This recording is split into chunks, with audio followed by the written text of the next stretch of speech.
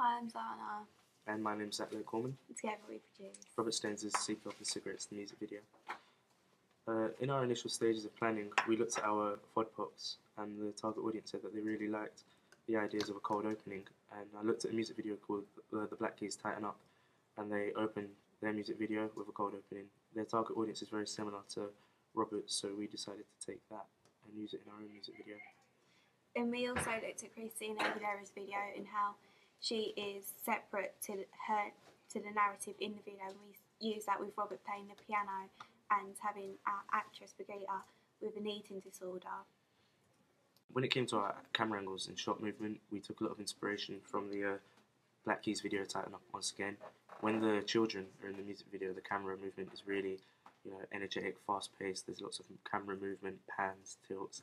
But when the camera focuses on the adults, it's like really static, and it's usually, shots that last around 3 seconds with no movement at all.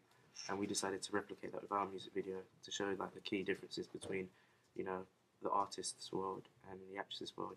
We used a lot of movement with the actress, but very little movement with the artist until they finally their two worlds meshed together.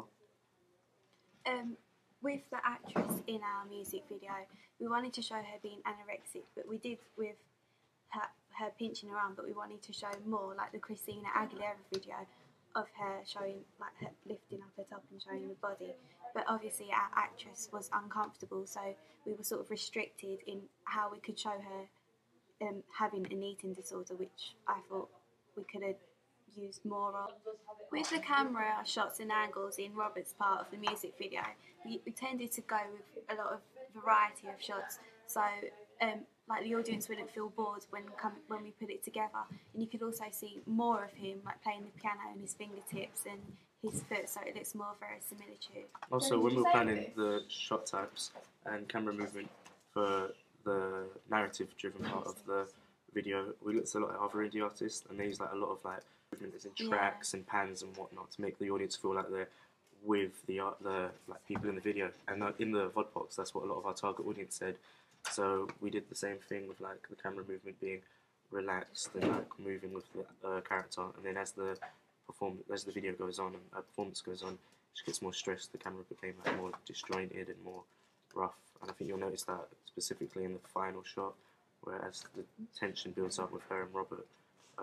In the track, the camera's like shaking and following her along.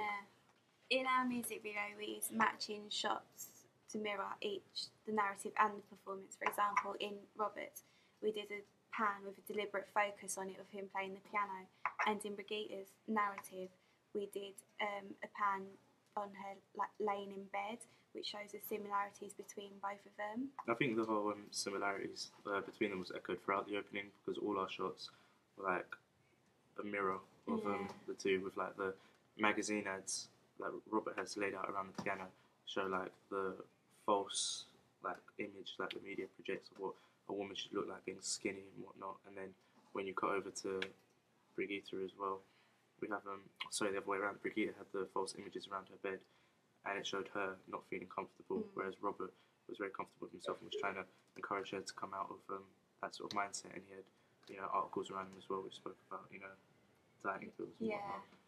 So when it came to the editing techniques we used in our video, one of the first things we did was we decided to go with using transitions to open the piece up to help speed up our cold opening so the audience don't get too bored, but to also slowly ease them into the world that we're establishing.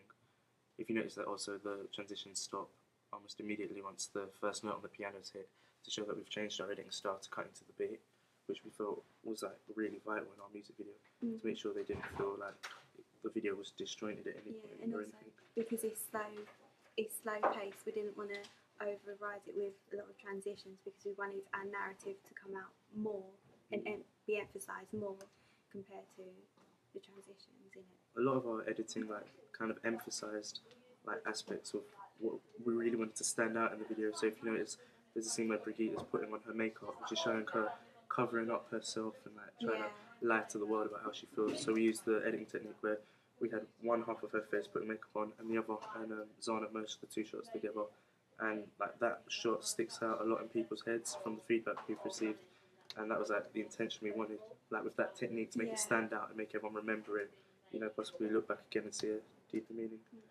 And also with the bit where Robert goes love, love, love, it's quite sharp and short, and we show that with her taking the sea kelp pills, which shows that it's sort of as if it's not the first time she's done it, and it sort of happens a lot of the time.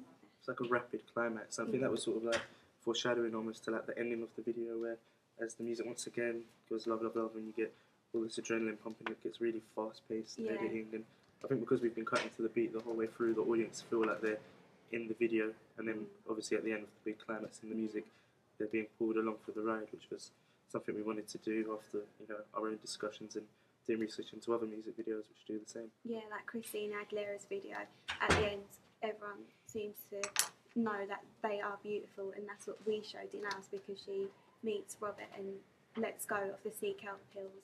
A huge part of our mise en scène was the locations we wanted to use, and straight away we didn't want to go and build our own sets. We wanted to use existing locations because there weren't many indie artists who had videos which consisted of like constructed sets. Most of them featured existing locations, so we wanted to do the same thing.